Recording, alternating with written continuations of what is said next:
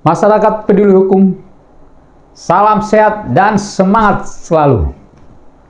Saat ini saya ingin kembali berbicara tentang hukum, khususnya tentang daluarsa penuntutan dan daluarsa menjalankan pidana atau eksekusi. Hal ini sangat perlu kita pahami secara benar karena akhir-akhir ini tentang daluarsa yang sering dibahas di publik, bahkan menjadi perdebatan yang dikaitkan dengan suatu putusan yang belum dieksekusi. Dalam pembahasan atau perdebatan di publik, ada yang menyatakan bahwa tentang kasus ini dalam rangka menjalankan pidana atau eksekusi telah daluarsa.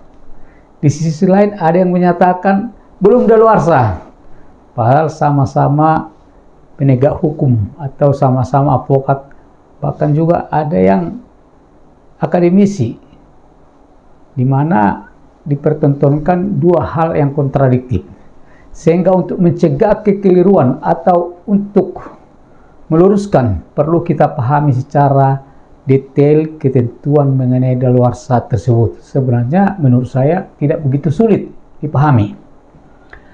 Adapun daluarsa penuntutan dan daluarsa menjalankan pidana eksekusi adalah dua hal yang berbeda, walaupun aturannya sama-sama diatur dalam Kitab Undang-Undang Hukum Pidana (KUHP) dan saling berkaitan, yang mengatur batas waktu hak negara, hak negara untuk menuntut atau hak negara untuk melaksanakan hukuman atau untuk menjalankan eksekusi. Adapun daluarsa penuntutan adalah batas waktu di mana negara masih memiliki hak untuk menuntut seseorang atas suatu perkara pidana.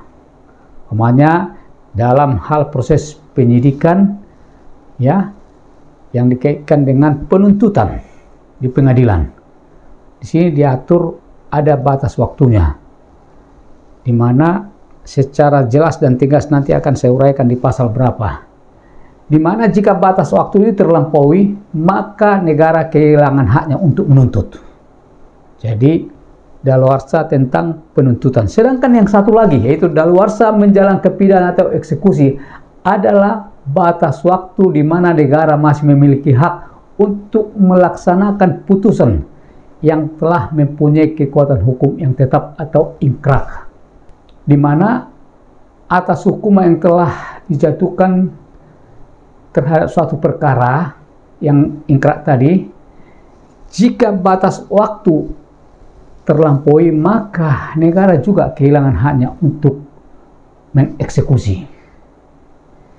Masyarakat peduli hukum, adapun ketentuan mengenai daluarsa penuntutan diatur dalam pasal 78 KUH Pidana hingga pasal 80 KUH Pidana. Dalam pasal 78 ayat 1 KUHP mengatur bahwa kewenangan menuntut pidana hapus karena daluarsa, yakni 1. Mengenai semua pelanggaran dan kejahatan yang dilakukan dengan percetakan sesudah 1 tahun. 2. Mengenai kejahatan yang diancam dengan pidana denda, pidana kurungan, atau pidana penjara paling lama 3 tahun sesudah 6 tahun. 3. Mengenai kejahatan yang diancam dengan pidana penjara lebih dari 3 tahun sesudah 12 tahun. Mengenai kejahatan yang diancam dengan pidana mati atau pidana seumur hidup sesudah 18 tahun. Sedangkan mengenai ketentuan daluarsa menjalankan pidana eksekusi diatur di dalam pasal 84 KUHP. Adapun pasal 84 mengatur tentang daluarsa menjalankan pidana atau eksekusi, yakni 1. Kewenangan menjalankan pidana hapus karena daluarsa. 2. Tenggang daluarsa mengenai semua pelanggaran lamanya 2 tahun. mengenai kejahatan yang dilakukan dengan sarana percetakan lamanya 5 tahun, dan mengenai kejahatan lainnya lamanya sama dengan tenggang luarsa bagi penuntutan pidana ditambah 1/3. 3. Bagaimanapun juga tenggang luarsa tidak boleh kurang dari lamanya pidana yang dijatuhkan. 4. Wewenang menjalankan pidana mati tidak daluarsa. Artinya dalam perkara hukuman pidana mati tidak ada daluarsanya.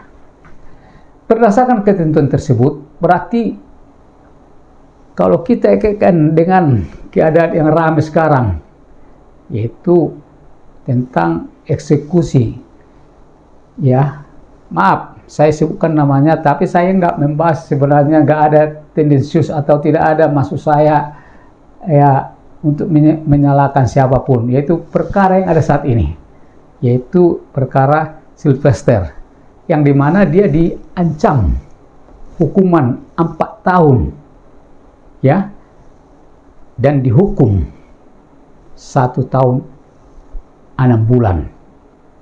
Berdasarkan ketentuan yang telah diungkapkan tadi, yaitu di dalam pasal 84 mengenai kejahatan lainnya lamanya sama dengan tenggang waktu daluarsa penuntutan pidana ditambah 1/3. Berarti kalau ancaman hukumannya 4 tahun, daluarsanya adalah 12 tahun ditambah 1/3, berarti daluarsanya adalah 16 tahun.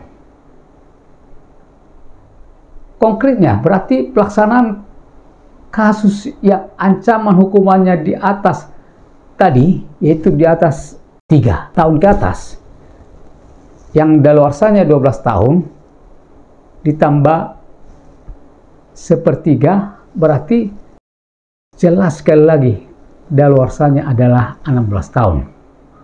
Oleh karenanya, kasus yang mencuat akhir-akhir ini di publik berdasarkan ketentuan pasal 84 Yunto, kan pasal 84 tadi dikaitkan dengan pasal 78 KUH pidana, maka eksekusi yang diancam dengan pidana 4 tahun, yakni perkara Sylvester tentang tindak pidana memfitnah, jelas adalah belum daluarsa dan bisa dieksekusi.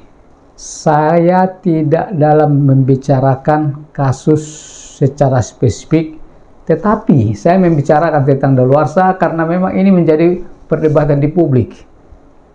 Jadi saya nggak ada kepentingan, tetapi perlu ini luruskan.